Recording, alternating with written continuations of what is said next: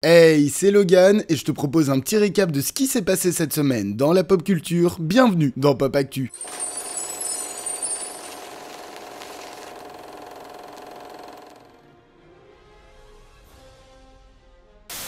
Que cela soit la série God of War d'Amazon ou la série Horizon de Netflix, les deux vont se calquer sur ce qui s'est passé avec The Last of Us. C'est-à-dire prendre le temps, ne pas expédier l'histoire et bien tout raconter. C'est en tout cas ce que nous a dévoilé Assad Kizilbash, responsable de PlayStation Studios. Ils veulent profiter du format série pour raconter toute l'histoire, approfondir quelques personnages et ne pas se limiter. Les séries ont l'air entre de bonnes mains, nous verrons bien ce que ça donnera une fois que la production aura pu reprendre son cours normal.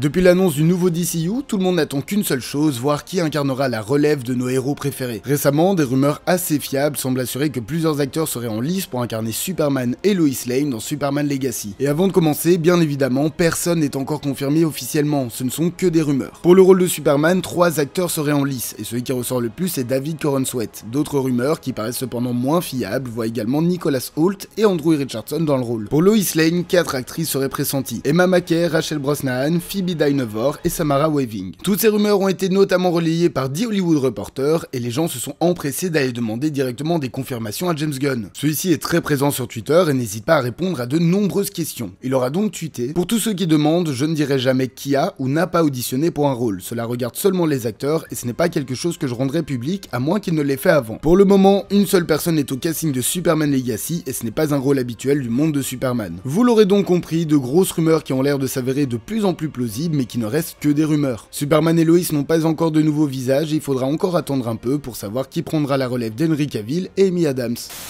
Johnny Depp se placera derrière la caméra pour réaliser un biopic sur le peintre italien Amadeo Modigliani. Et au casting, 3 personnes ont été annoncées pour le moment: Al Pacino, Riccardo Scamarcio et Pierre Ninet. Un déjà très beau casting, mais ce n'est pas sans faire de polémique du côté français. Vous n'êtes pas sans savoir que l'année passée, Johnny Depp s'est retrouvé en procès pour violence conjugale face à son ex-femme Amber Heard. Un procès qui sera conclu en majorité favoritive pour Johnny Depp, mais qui n'aura pas été gagné pour autant. Et pour certaines personnes, Depp reste toujours un agresseur, ceux-ci s'en sont donc directement pris à Pierre Ninet. Car il est connu pour défendre de nombreuses nobles causes, mais pour ces mêmes personnes, il n'hésite pas à les mettre de côté lorsque ça peut faire avancer sa carrière. Je ne suis évidemment pas de cet avis et j'avoue avoir très hâte de voir Ninet jouer pour Johnny Depp.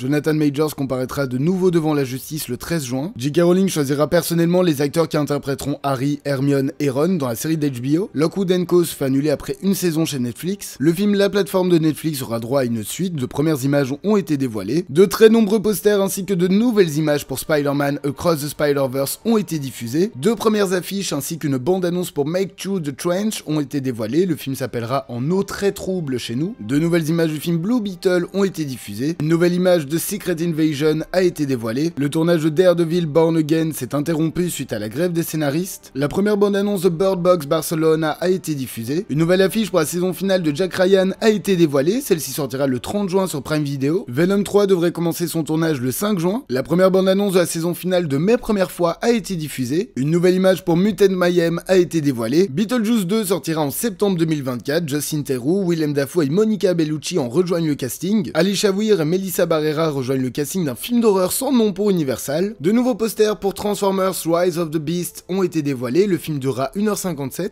La première bande-annonce pour Flamin' Hot a été dévoilée. La première bande-annonce de la série de Crowded Room a été diffusée. Un nouveau poster pour Asteroid City a été dévoilé. Une première affiche et bande-annonce pour Gremlins Secrets of the Mogwai ont été diffusées. Une première image de Jamie Lee Curtis dans Haunted Mansion a été dévoilée. The Flash durera 2h30. La première bande-annonce de Mariage à la grecque 3 a été diffusée. La première bande-annonce de Poor Things a également été dévoilée. D'après les acteurs de la série, Skeleton Crew devrait sortir vers novembre-décembre 2023. De nouvelles images pour la 3e saison de The Witcher ont été dévoilées. Une nouvelle image de The Flash a été diffusée. Une nouvelle image d'Elemental a également été dévoilée. Comparé à ce qui avait été dit, Vin Diesel a déclaré que Fast X était le premier film d'une trilogie finale. Et pour finir, Shazam la rage des dieux finit son exploitation en salle avec un score au box-office de 133 millions. Le film en a coûté 125 et est donc le plus gros échec du DCEU.